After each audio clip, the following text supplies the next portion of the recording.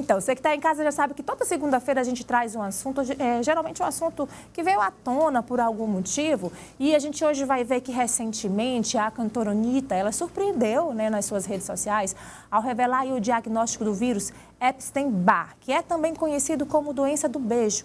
É um vírus da família da herpes, mas que é bem comum, né, em humanos.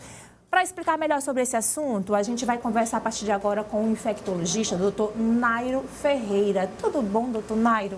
Bom dia, tudo bem? Muito prazer, a satisfação imensa estar aqui com você hoje. A alegria é nossa, porque a gente sabe que quando esses assuntos, né, têm uma grande repercussão nas redes sociais, as pessoas ficam com muitas dúvidas, né, muitos medos, e a gente procura esclarecê-los. Primeiro, a gente vai explicar, o senhor vai primeiro explicar o que é esse vírus, mas criou-se também, né, muita confusão, porque foi feita a relação desse vírus com o possível surgimento da esclerose múltipla, né? Então, acho que está todo mundo querendo saber se realmente, de fato, tem alguma relação. Bora começar explicando o que é essa doença do beijo, doutor? Vamos lá. Na verdade, o Epstein-Barr vírus é um vírus, como você já falou, da família da herpes, é o vírus herpes humano 4. Ele ocasiona uma doença chamada de mononucleose infecciosa, ou febre glandular, ou a famosa doença do beijo. Por quê? Porque a transmissão dele é através da saliva. Sempre que eu tiver contato com alguém que tem o Epstein-Barr, eu vou desenvolver algum tipo de doença? Não, nem sempre. Algumas pessoas passam despercebido pelo processo infeccioso, mas outras pessoas têm uma sintomatologia muito exacerbada. Realmente desenvolve a doença mononucleose, que é a febre glandular. Por que febre glandular? Porque a partir do momento em que o vírus começa a circular na nossa corrente sanguínea, ele ocasiona um processo inflamatório e os gânglios, que são nossa rede de defesa, de produção de células de defesa, começa a crescer. É como se eles fossem para a academia ficar bombado e dali soltar nossas células de defesa.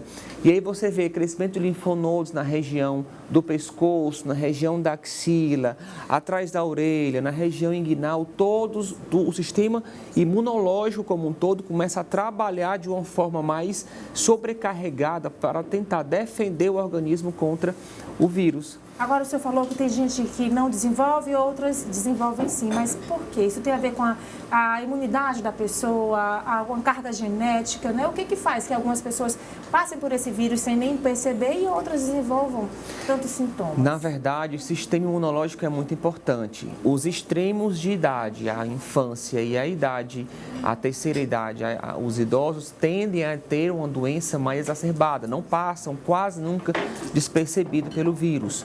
O vírus tem uma intimidade muito grande com alguns tipos de cânceres, linfomas, linfoma de Burkitt, linfoma não Hodgkin, tem uma intimidade ali com o HIV também. As pessoas que são portadoras do vírus HIV têm uma predisposição a desenvolver sintomatologia pelo Epstein-Barr. O desenvolvimento de linfoma no sistema nervoso central também tem uma certa intimidade com o Epstein-Barr. Agora, em falando sobre a esclerose múltipla, aí vem a questão da suscetibilidade genética ao desenvolvimento da doença. Não somente o Epstein-Barr vírus tem esse poder de talvez disparar o aparecimento, a despontar ali o aparecimento da doença. Mas outros vírus podem, se a pessoa já tiver predisposição a ter a esclerose múltipla, não é somente o Epstein-Barr que vai poder despontar o início da sintomatologia, mas outros vírus também, outros patógenos podem acontecer. Essa relação não é íntima, igual tem o Epstein-Barr com alguns linfomas, alguns tipos de cânceres, o Epstein-Barr com algumas doenças reumatológicas, como síndrome de Sjögren, artrite reumatoide, lúpus eritematoso. Essa intimidade com a esclerose múltipla não tem, é só se tiver predisposição para o desenvolvimento da doença. Então, esse desenvolvimento dessa doença pode servir também de sinal de alerta para que algo não anda bem, que não está bem com o nosso organismo? Para que algo não está bem com o nosso organismo, sim. A partir do momento que eu tenho um adulto jovem, imunocompetente, ou seja, não tem problema nenhum de imunidade, e ele tem uma doença por Epstein-Barr vírus, uma doença grave, uma doença com crescimento de linfonodos, aquela doença que leva você para o hospital, que cai em estado geral, eu devo obrigatoriamente investigar outras outras causas, porque pode ser que tenha alguma outra doença mascarada ali por trás. Nem sempre é dessa forma, mas a gente sempre pesquisa as doenças virais, outras causas que não somente aquela doença ocasionada por aquele vírus. Doutor, quais as consequências, né, dessa doença para a gente?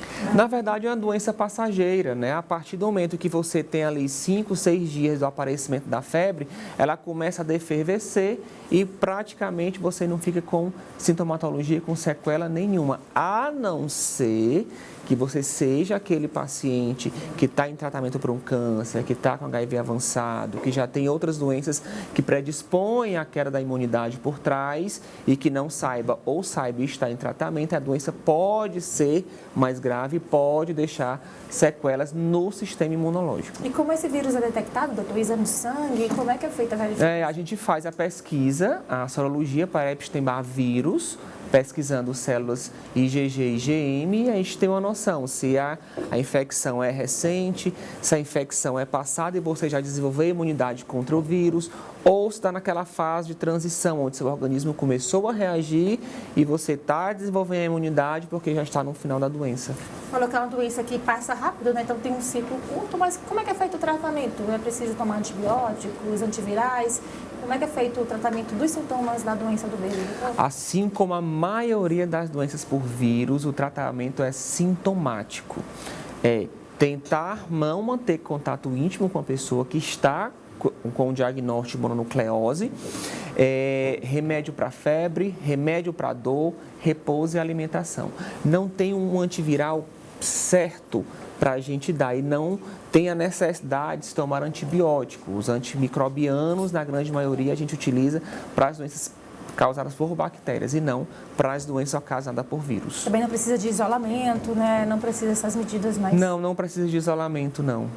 Nem o primeiro momento, o uso da máscara em ambiente já protege, porque como é transmitido pela saliva, o ato de falar expele gotícula e pode expelir vírus também. E um hábito que surgiu por conta da pandemia, que pode trazer também muitos benefícios, né? Para se evitar muitas outras doenças. Agora, doutor, a gente está chegando festas de final de ano, né? Aglomeração. Vem carnaval por aí, tem gente, né, na história do beijo-beijo. Quais são os cuidados que as pessoas devem ter para evitar, né, ser contaminada com vírus? Na verdade, é tentar não ser, digamos assim, não ter tanto contato com pessoas diferentes em ambientes diferentes, entendeu? Quanto mais você se preservar de pessoas desconhecidas, mais você se protege contra a doença, já que ela é obrigatoriamente transmitida através do beijo, através da saliva. E também cuidar da imunidade, com prática de exercícios, né, com boa alimentação, e também isso ajuda a gente a estar fortalecido? Ajuda bastante, porque se você fortalece o seu sistema imunológico, você é um adulto jovem imunocompetente, a probabilidade de você passar despercebido pela doença é muito grande. Doutor Nairo, muito obrigada pela sua participação. Acho que quando a gente viu, né, nas redes sociais, tem um poder muito grande de difundir notícias, então a gente ficou cheio de dúvidas. Gente, e agora? Será que tem relação com a esclerose e tal? Então, muito obrigada por nos explicar sobre o assunto, doutor. Imagina, eu que agradeço, espero ter sido esclarecedor e estou à disposição. Tá certo, volte sempre. A gente vai lhe chamar outras vezes. Obrigada, doutor. Eu que agradeço. Tá aí, essa foi a nossa hora marcada de hoje, né, para você que estava com dúvidas em relação a esse assunto.